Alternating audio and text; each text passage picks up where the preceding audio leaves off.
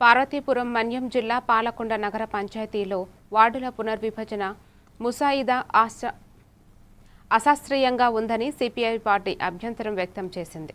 భౌగోళిక సమతుల్యత, పరిపాలన సౌబల్యం లేకుండా విభజన జరిగిందని, ప్రజల అవసరాలు దెబ్బతినే ప్రమాదం ఉందని సిపిఐ జిల్లా కార్యదర్శి కూరంగి మన్మథరావు, నియోజకవర్గ కార్యదర్శి బుడితి అప్పలనాయుడు పేర్కొన్నారు.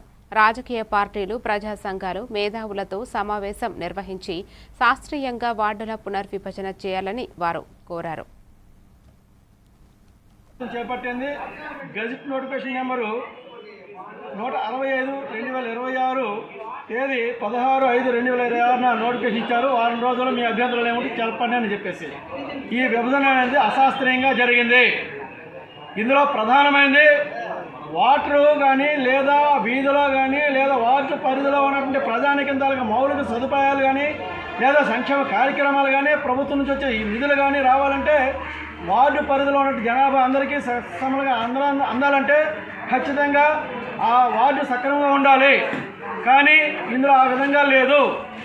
ఉదాహరణ చూసుకుంటే 1వ వార్డులో ఉన్నటువంటి ఎన్ఎస్ కాలనీలో ఉన్న వాటర్స్ ఈరోజు 4వ వార్డులో ఉన్నటువంటి వార్డులో కొంతమందిని పెట్టారు. అలాగే 20వ వార్డులో కూడా కొంతమందిని పెట్టారు. ఇది 1వ వార్డులోని ఎన్ఎస్ఎన్ కాలనీ అభివృద్ధి కావాలంటే ఎవరిని అడగాలి? ఏ ప్రజాప్రతినిధిని అడిగితే బాధ్యత తీసుకోగలుగుతాడు?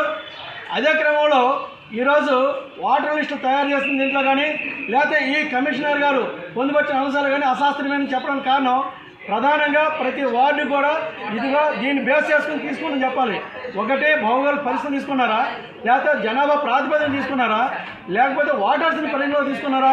అదే జరిగితే పలానా ఓటర్ నుండి పలానా ఓటర్ వరకు పలానా వీధి మెన్షన్ చేయాలి. గతంలో నోటిఫికేషన్ ఇచ్చినప్పుడు ఉదాహరణకు నేను స్పష్టంగా చెప్తాను. అవసరం వస్తే నీ దగ్గర ఆ గజెట్ ఉంటే తీయండి, మినిట్ బుక్లో స్పష్టంగా తెలియజేశారు. ఉదాహరణకి 7వ వార్డు బుడితి అప్పలనాయుడు ఇంటి నుంచి